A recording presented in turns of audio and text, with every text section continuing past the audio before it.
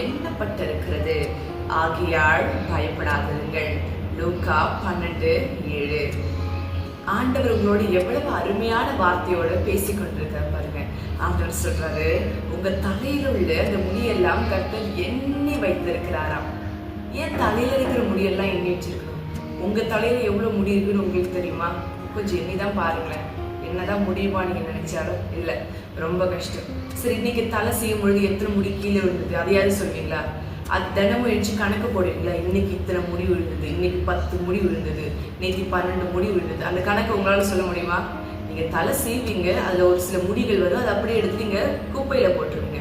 உங்களுக்கு எத்தனை முடி விழுந்ததுன்னு தெரியாது, எத்தனை முடி தலையில இருக்குன்னு தெரியாது, பிறந்தப்ப எவ்வளவு முடி இருந்தது, இப்ப எவ்வளவு இருக்கு, என்ன நீட்டுக்கு இருக்கு, அதெல்லாம் எது ஒண்ணுமே உங்களுக்கு தெரியாதுல்ல. ஆனா ஆண்டவர் சொல்றாரு, உடைய தலையில் உள்ள முடியெல்லாம் நான் எண்ணி வைத்திருக்கிறேன்னு சொல்லிட்டு அவருடைய வேதம் சொல்கிறது. அப்போ அது என்ன தெரியுமா குறிக்குது? கர்த்தர் உங்க மேல அவ்வளவு அக்கறையான தேவனா இருக்கிறார் அப்படின்ட்டு அது குறிக்குது. அது உங்க மேல அவர் எவ்வளவு முக்கியத்துவம் கொடுக்கிறார், உங்களுடைய சின்ன சின்ன விஷயத்துக்கும் அவர் எவ்வளவு இம்பார்ட்டன்ஸ் கொடுக்கிறான்னு சொல்லிட்டு இந்த வசனம் கொடுக்குது. அதனால தேவன் சொல்றார், நீ பயப்படாத, உடைய முடியையே எண்ணி வச்சிருக்கேன். உடைய தேவைகள், உன் வாழ்க்கையில் இருக்கிற பிரச்சனைகள், உடைய காரியங்களை நான் பார்த்து கொள்ள மாட்டேனா? உனக்கு இருக்கிற காரியங்கள் எனக்கு தெரியாதா? உடைய முடியைக்கு இவ்வளவு கவனம் கொடுக்கிற நான் தேவன், உடைய வாழ்க்கைக்கும் உடைய காரியங்களுக்கும் நீ என்னிடம் கேட்கிற ஜெபத்திற்கும் நான் முக்கியத்துவம் கொடுக்க மாட்டேனா? உடைய தேவைகளுக்கு நான் முக்கியத்துவம் கொடுக்க மாட்டேனா? அதனால தேவன் சொல்றாரு, நீ பயப்படாத, எதுக்குமே பயப்படாத, யாருக்குமே பயப்படாத. நான் உன்னை பார்த்துக் கொள்வேன், நான் தேவையை சந்திப்பேன். உனக்கு என்ன பெரிய பிரச்சனைகள் வருதா? நீ பயப்படாத. சூழ்நிலைகளை ஒரு மாதிரி இருக்கா? பயப்படாத. தேவைகளை பார்த்து பயமா இருக்கா? பயப்படாத. சரீரத்துல ஏதோ ஒரு வியாதி, எனக்கு ஏதோ ஆயிடுமோன்று பயந்து கொண்டிருக்கீங்களா? பயப்படாதீங்க. சமாதானம் இல்லாம தவித்து கொண்டிருக்கிறீங்களா? பயப்படாதீங்க. சோர்ந்து போய் இருக்கிறீங்களா? பிரச்சனையெல்லாம் பார்த்து சந்தித்து போராடி விரலெல்லாம் இழந்து போய் சோர்ந்து போயிட்டு இருக்கீங்களா? பயப்படாதீங்க. கர்த்தர் உங்களோட பேசுகிற வார்த்தை, நீ பயப்படாத, நான் உன்னை பார்த்துக் கொள்வேன், நீ விசேஷமானவள், நீ விசேஷமானவன். உன்னை நான் கைவிடுவனா? உன்னை நான் விட்டு கொடுப்பனா? உன்னை நான் யாருக்கோ இழந்து விடுவேனா? இல்ல இல்ல இல்ல இல்ல, நான் உன்னை பார்த்துக்கொள்வேன். நீ என்ன விசுவாசி. உன்னுடைய அவிவிசுவாசத்தினால்தான் கொஞ்சம் இன்னும் பெற்றுக்கொள்ளாம இருக்கிறார். இல்ல, நீ விசுவாசி. என்னிடம் விசுவாசத்தோட கேளு. நானுடைய தேவைகளை உனக்கு கொடுக்க போதுமான ஆண்டவரா இருக்கிறேன். உடைய காரியங்களை சந்திக்க போதுமான தேவனா இருக்கிறேன். உடைய காரியங்கள் என்ன, அதை முதலாவது என்னிடம் சொல்லு. அது தேவைகள் என்ன, முதலாவது என்னிடம் சொல்லு. அந்த காரியங்களை உனக்காக நான் சந்திப்பேன், அந்த காரியங்களை உனக்காக நான் கொடுப்பேன் என்று கர்த்தர் உங்களோடு பேசிக் கொண்டிருக்கிறார். அதான் இந்த வார்த்தை. பாருங்கள் எவ்வளவு அழகா இருக்குது. நம்ம கூட அக்கறைப்படாத முடி மேல கர்த்தர் அக்கறை வைத்திருக்காரு. அந்த முடியோட எண்ணிக்கை நமக்கு தெரியாது. நம்ம அது அழகா இருக்கணும், நீட்டா இருக்கணும்னு சொல்லிட்டு நம்ம அந்த முடிய சீவுமே தவிர அதுல எத்தனை இருக்கு, அது எப்படி இருக்குன்னா நம்ம பார்க்க மாட்டோம். ஆனா கர்த்தர் சொல்றாரு, அது எத்தனை இருக்குன்னு கூட எனக்கு தெரியும். உனக்கு அதை பத்தி தெரியுமா? உடைய முடிக்கு நான் இவ்வளவு அக்கறையுள்ள தேவனா இருக்கேன், இவ்வளவு கவனமான தேவனா இருக்கேன். இது சின்ன விஷயத்தை குறித்தே நீ யோசிக்காத விஷயத்தை குறித்து கூட நான் யோசிக்கிறல. உன்னுடைய வாழ்க்கையில நீ கவனம் செலுத்தாத இடத்துல கூட உன்னுடைய வாழ்க்கையில நான் கவனம் செலுத்துறல. அப்போ இப்படி இந்த மாதிரியே சாதாரணமான விஷயத்துக்கே நான் இவ்வளவு கவனம் செலுத்தும் போது உடைய தேவைகள், உடைய பாரங்கள், உடைய கவலைகள், கஷ்டங்கள் குறித்து நான் யோசிக்காம இருப்பேனா? நான் உடைய தேவைகளை சந்திக்காம இருப்பேனா? அது குறித்து எந்த ஒரு ஆக்ஷனும் எடுக்காம இருப்பேனா? இல்ல, நான் கட்டாயம் செய்வேன். உடைய வாழ்க்கையில் உள்ள பயங்கள் உன்னை விட்டு இன்றோடு போகட்டும். முதலாவது பயப்படாது, எதற்குமே பயப்படாத. நான் உன்னை பார்த்துக்கொள்வேன், நான் உடைய தேவைகளை சந்திப்பேன். உடைய காரியங்களை என்கிட்ட சொல்லு, என்னுடைய கரத்துல விட்டு விடு, நான் அதை கட்டாயம் உனக்காக பார்த்துக்கொள்வேன்னு சொல்லிட்டு இயேசப்பா உங்களோட பேசி கொண்டிருக்கிறார். இந்த வார்த்தையை நீங்க பிடிச்சுக்கோங்க.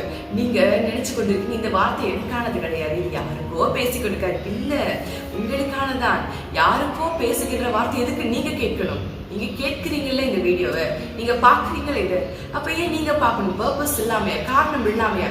ஆண்டவர் காரணம் இல்லாமலாம் இதை பார்க்க வைக்க மாட்டார். அப்ப உங்க வாழ்க்கையை மாற்றணும், வாழ்க்கையில இருக்கிற கஷ்டத்தை கவலையும் போகணும்னு சொல்லிட்டு அவர் விரும்புகிறார். அதை முதல் நீங்க விசுவாசிங்க. அவர் ஆசைப்படுறாரு. நீங்க விரும்புகிறீங்களா?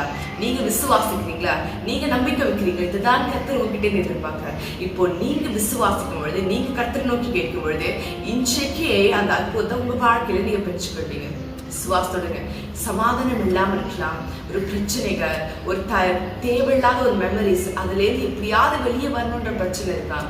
குடும்பத்தில் இருக்கிற சூழ்நிலைகள், உங்களால் எழுந்து செய்ய முடியாத காரியங்கள், இப்படி சின்ன சின்ன காரியங்கள், பெரிய தேவைகள், அவமானங்கள், நீங்க ஃபேஸ் பண்ற காரியங்கள், இது ஏன் நினைச்சு நாளை தேவைகள், இதெல்லாம் குறித்தே பயம் ஓடிக்கொண்டிருக்கேன். எனக்கு இன்னும் வேலை இல்லையே, எனக்கு படிக்க ஒரு நல்ல இடம் கிடைக்கலையே, நான் வேலைக்கு என்ன செய்வேன், இப்படியே போயிட்டு இருந்தா குடும்பத்தை யார் பார்த்துக்கிறது, என்னால் எதுவுமே செய்ய முடியாம விட்டு கிடக்கிறேன்னு சொல்லிட்டு இந்த பயம் இன்னுமே உங்களை அழுத்தி கொண்டிருக்கு. இன்றைக்கு தேவன் உங்களுக்கு ஒரு வேலையை கொடுக்க போகிறார். இன்றைக்கு உங்களுடைய படிப்பின் காரியத்தை உதவி செய்ய போகிறார். இன்றைக்கு உங்க குடும்பத்தில் இருக்கிற அந்த பாரங்களை மாற்றி போகிறார். குடும்பத்துக்கு நடுவில் இருக்கிற அந்த சண்டைகளை தேவன் மாற்றி போகிறார். இது எல்லாம் ஒரு சின்ன சின்ன பிரச்சனையும் ஆண்டவருக்கு நன்றாய் தெரியும். இன்றைக்கு அந்த பிரச்சனைகள் உங்களை விட்டு போக போகுது.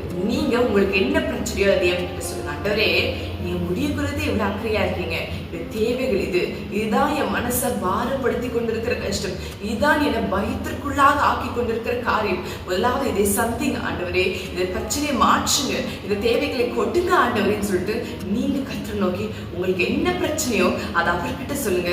இன்றைக்கு கர்த்தர் அதை மாற்ற போகிறார். விசுவாசங்களா, விசுவாசத்தோட கேளுங்க. நீங்க யாரா வேணா இருக்கலாம், முதல் முறையா ஏசப்பாவை நீங்க அறிந்த ஜனங்களா இருக்கலாம், பரவாயில்ல. இப்போ நீங்க ஏசப்பாவை நோக்கி உங்களுடைய தேவைகளை சொல்லுங்க. இன்றைக்கு தேவன் அதை சந்திக்க பூர்வமான ஆண்டவராக இருக்கிறார். இப்போ நம்ம அவரை நோக்கி கூப்பிடுவோம். மகா பரிசுத்தரே, மகிமையிலே வாசம் செய்யும் ஆண்டவரே, உமக்கு ஸ்தோத்திரம் அப்பா. கிறிஸ்து இயேசுவே உமக்கு ஸ்தோத்திரம் அப்பா. என் ஜீவனின் பெருநாடவரே, ஜீவாதிபதியே உமக்கு ஸ்தோத்திரம் அப்பா. கர்த்தாதி கர்த்தாவே, அநேக சின்னங்களை நோக்கி கூப்பிடுகிறார்கள். அவர்கள் வாழ்க்கையில் இருக்கிற பிரச்சனைகள் மழை போன்று பெருசா இருக்கிறது. அதை நினைத்து அவர்கள் தவித்துக் கொண்டு கலங்கி கொண்டிருக்கிறார்கள். ஆண்டவரே, அந்த சின்னங்களின் தேவைகளை சந்திப்பீராக. அந்த தேவைகள் அவர்களுக்கு சந்திக்கப்படட்டும், அந்த காரியங்கள் அவர்களுக்கு கொடுக்கப்படட்டும். என் தேவா ஆவியானவரே, உமக்கு நன்றி. பிறனே உமக்கு நன்றி, என் துருகமே உமக்கு நன்றி அப்பா. அது மாத்திரமில்லை இயேசு மகராஜவே அப்பா, இந்த பிரச்சனைகள் ஒவ்வொன்றாக உடைய கரத்தில் கொடுக்கிறார்கள். அந்த பிரச்சனைகளை ஒரு முடிவை கொடுப்பீராக. வேலை இல்லாதவர்களுக்கு இயேசுவின் நாமத்தாலே வேலை கொடுக்கப்படட்டும் ஆண்டவரே. அப்பா, கடன் பிரச்சனை இருக்கிறவங்களுக்கு இயேசுவின் நாமத்தாலே இந்த கடன் பிரச்சனை முற்றிலும் நீங்கும்படியாக செய்வீராக. ஆண்டவரே, படிப்பின் காரியத்துல தடுமாறி கொண்டிருக்கிறவர்களுக்கு அந்த படிப்பின் காரியத்துல உதவி செய்வீராக. பாவ போராட்டத்தில் இருக்கிறவங்களுக்கு அதில் விடுதலை கொடுப்பீராக. மகிமையானவரே, இயேசு மகராஜாவே, கிறிஸ்து இயேசுவே உமக்கு ஸ்தோத்திரம் அப்பா. இது விடுதலை கொண்டு, இது ஆசீர்வாதத்தை கொடுப்பீராக. எல்லா பிரச்சனையும் விடுதலை கொடுங்க. உடைய பிள்ளைகளை கூட இருங்க, பாதுகாத்து கொள்ளுங்க, ஆசீர்வதிங்க. இது செய்ய போகிற மகிமையான காரியத்திற்காக உமக்கு கோடான கோடி ஸ்தோத்திரம் ஆண்டவரே. இயேசு கிறிஸ்து நாமத்தினாலே ஜெபிக்கிறேன். ஜெபம் கேளும் ஜீவனும் நல்ல பிதாவே. ஆமென், ஆமென், ஆமென்.